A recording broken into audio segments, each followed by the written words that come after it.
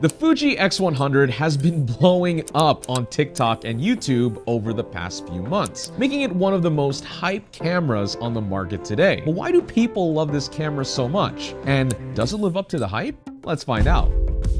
First, a little history. The Fuji X100 as a camera line has actually been around for well over a decade. Back in high school, when I was a budding amateur photographer, I remember watching Kai Wong do his review on it on Digital Rev, which was the best YouTube channel back in the day for anything cameras. And I'm not gonna lie, he absolutely sold it for me. Where DSLRs were leading the arms race in dynamic range and megapixel count, Fuji said, "F that," and decided to break away from the pack and do their own thing. The X100 brought classic styling, filmic looking photos, and old school functionality back to the digital camera space. This is something that Leica did for the premium market to decent success, but Fuji aimed to bring this unique formula to the masses, and it absolutely won people over. Fast forward years later, during the pandemic, when stock was still pretty good on these cameras, I was finally able to buy one for myself.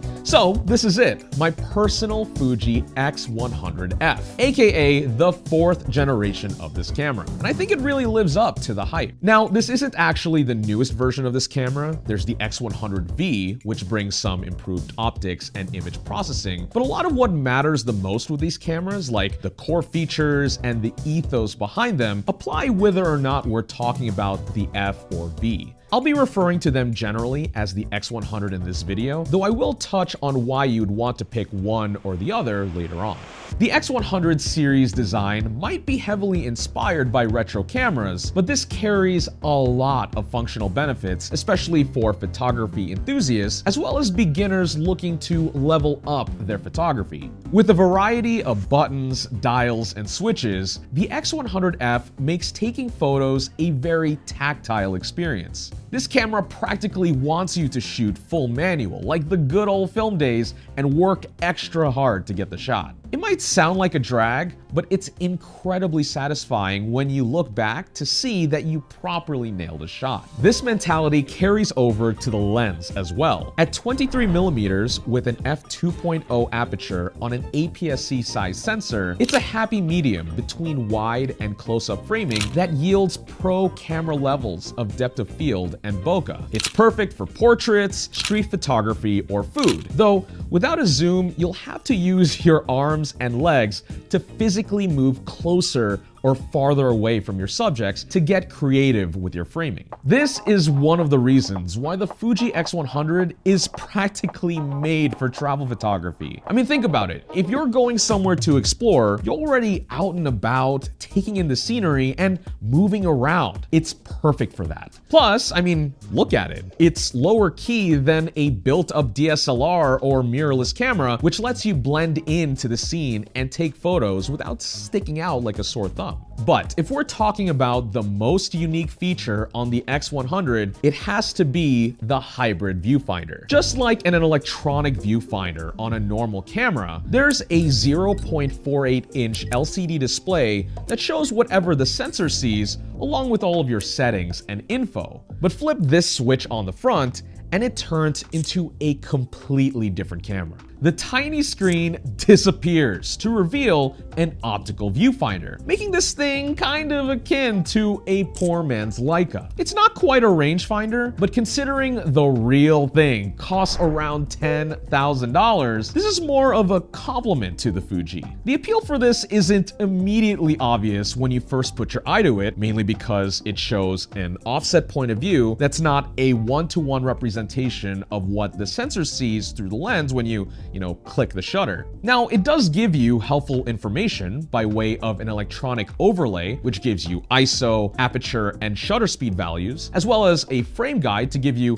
a rough idea of what your picture can look like, and of course, where your focus is. But the reality of using this optical viewfinder for taking your photos is that you don't 100% know what you're going to get. And mind you, that's whether you're an experienced shooter or not. Some shots might be too dark, others might be overexposed, or might have barely missed focus on the subject, or the composition could be slightly off. Actually saying it out loud, it kind of sounds intimidating. And yes, there is a bit of a learning curve here, but shooting with the OVF almost forces you to build your photographic intuition. And for me personally, I was surprised with how well the variability and imperfections translates into organic artistic shots. Using it a few weeks ago for street shots while I was walking around Seoul, I was getting a feel for what ISO I needed throughout the day, what shutter speed or aperture worked for certain subjects, and how much I needed to rotate my body to get the composition I wanted. Once I got into a flow shooting with the X100F, I was gaining confidence in capturing more scenes, which led to some nice looking shots, and overall made this the most fun time I've had taking photos in quite a while. For being a gimmick, 3 thumbs up for me on this hybrid viewfinder. 3 thumbs up.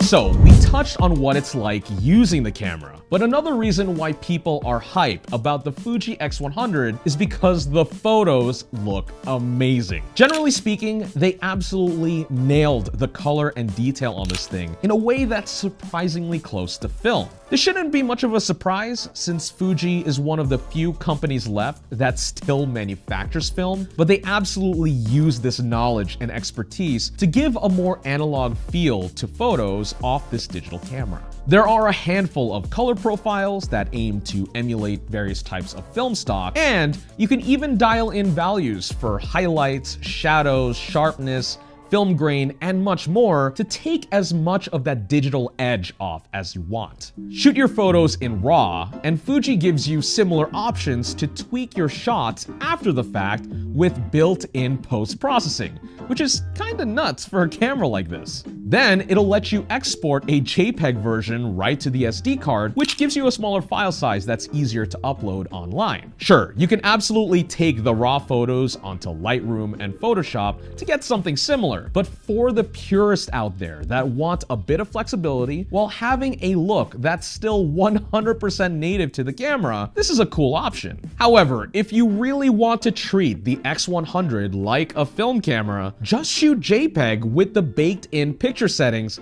and don't even worry about post. Not only do the photos look good out of the box, this again helps train your photographic intuition to get the shot. I might love my X100F for its imperfections, but there are some considerations I've had long-term that are worth thinking about if you'd also like to embark on a photographic journey with it. Damn, that's philosophical. My journey with this camera.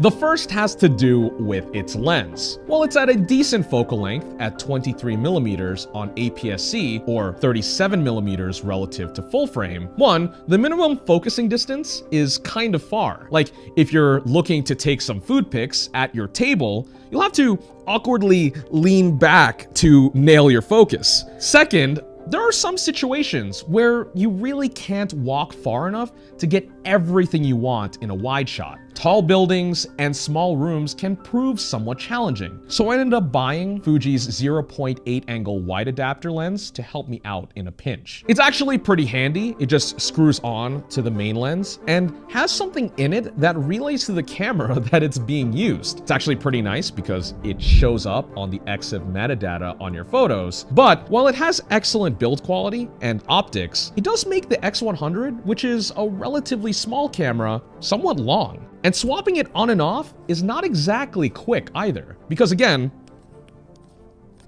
it's a screw mount. Plus, it's also a $350 add-on, which is worth it if you're set on getting this niche camera. But for the average person looking in, the value starts to diminish compared to, say, getting a mirrorless camera with proper interchangeable lenses. At least there are some cool accessories you can buy that aren't crazy expensive, like, for example, my red shutter button, which was like $10 on Amazon, and this little cold shoe thumb grip that helps a bit with ergonomics for about $15. Another gripe I have is with the built-in software. While it's cool that Fuji lets you customize the look of your photos, the actual menus and quick access settings are absolute dog water.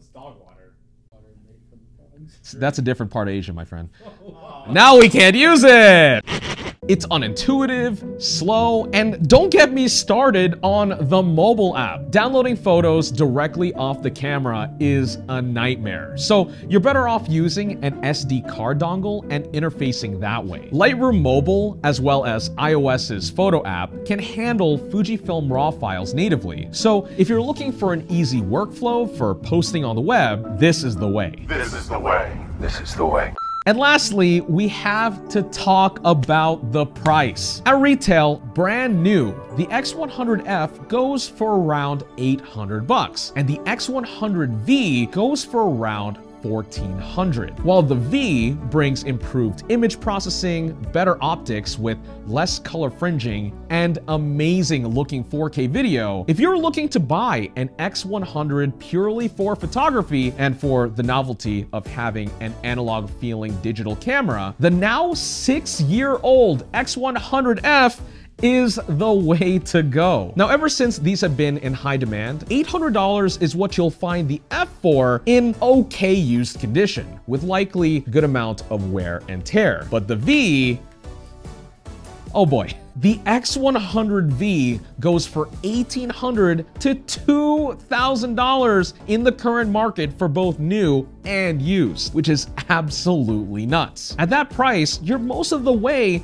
to a Fuji X Pro 3 with a lens. The specs are mostly the same, but at least there, you have the benefit of interchangeable lenses, and I'm guessing that the depreciation won't hit as hard on those things since they're actually in stock. The X100 has absolutely earned the hype it's received, but the only thing holding it back is that Fujifilm can't make enough of them for the people that want it.